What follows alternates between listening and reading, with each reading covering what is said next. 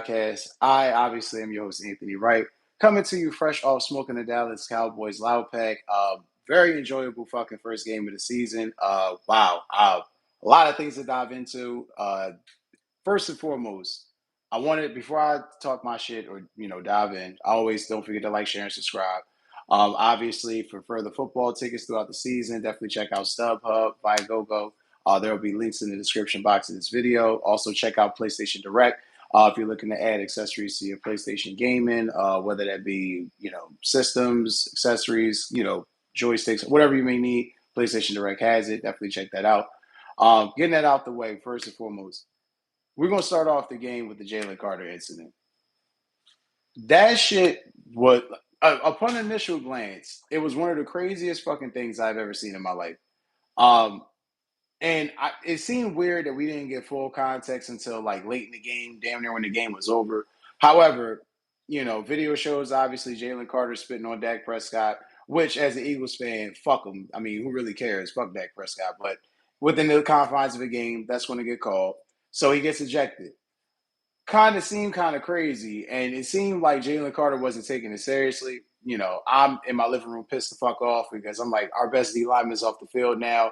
They're going to easily be able to run the ball, which is something they did. I'll definitely touch on that in a little bit, but him getting ejected definitely affected the game in so many different ways and so many different facets, which just shows you how important and integral he is to the Philadelphia Eagles defense.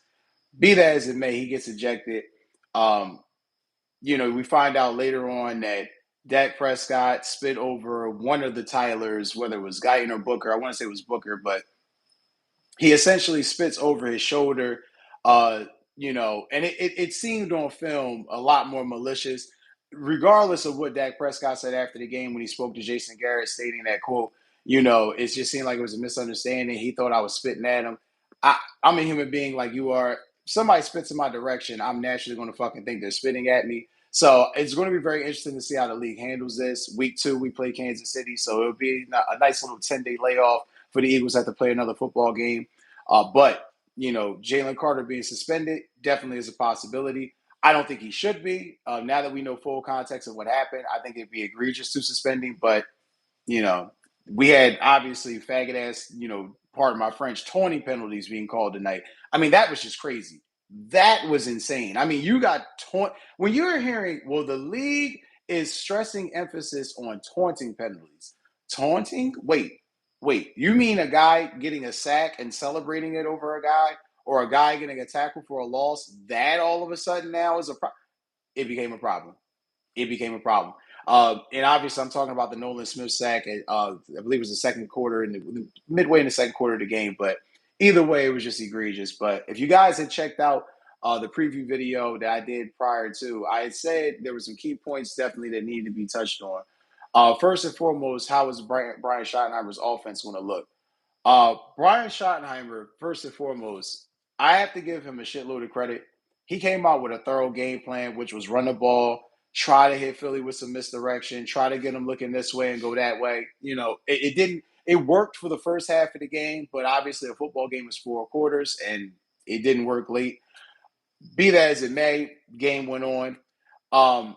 We also were interested. I was very curious to see how Dallas would deploy their running backs. Obviously, they ran a running back by committee. Had Javonte Williams, who played pretty well, had 15 carries, 54 yards, 2 touchdowns, obviously.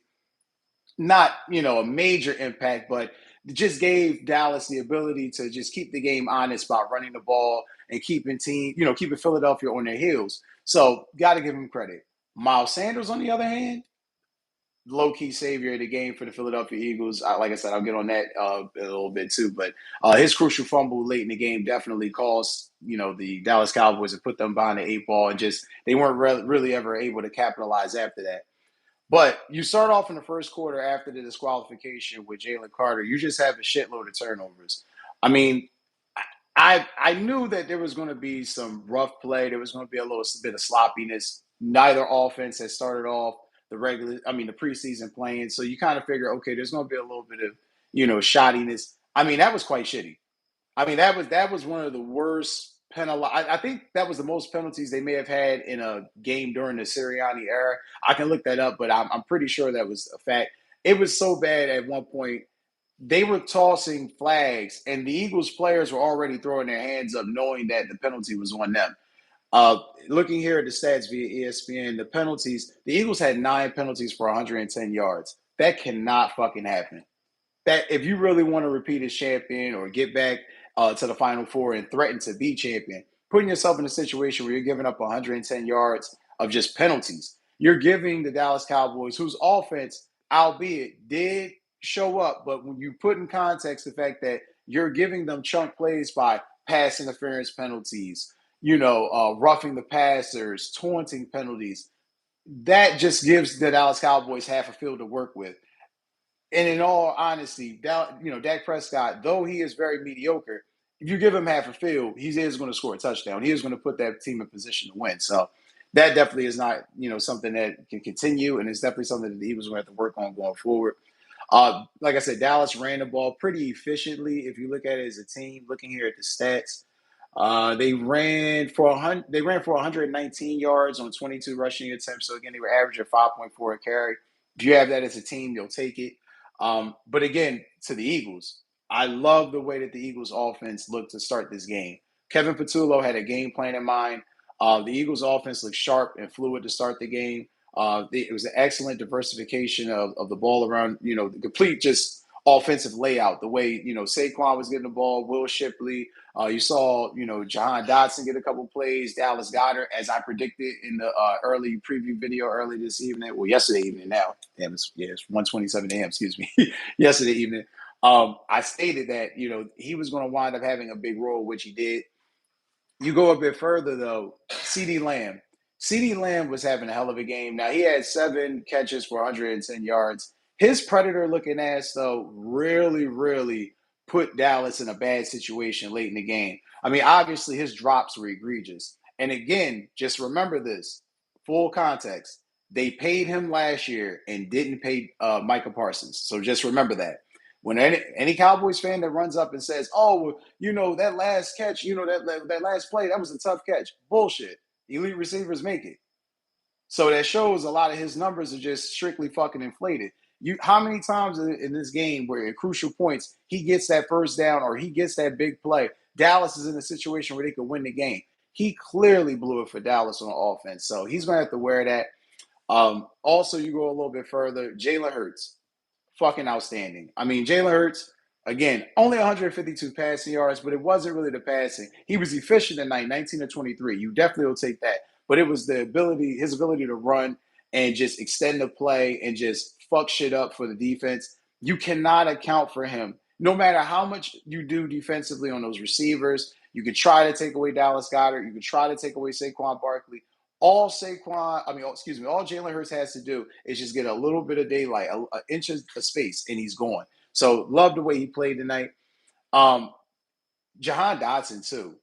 I think that big play that Jahan Dotson got in the second quarter was so pivotal because at that point, if Dallas gets a stop, you kind of feel like the momentum's on their side. He gets a 53-yard reception, deep ball down the field, which definitely helped extend the drive, which led to a Saquon Barkley touchdown. So definitely loved it. Like I said, the Eagles were clicking. And it seemed like both teams were clicking up until halftime. Dallas even had drove down the field late and kicked the field goal. It was 21-20 at halftime.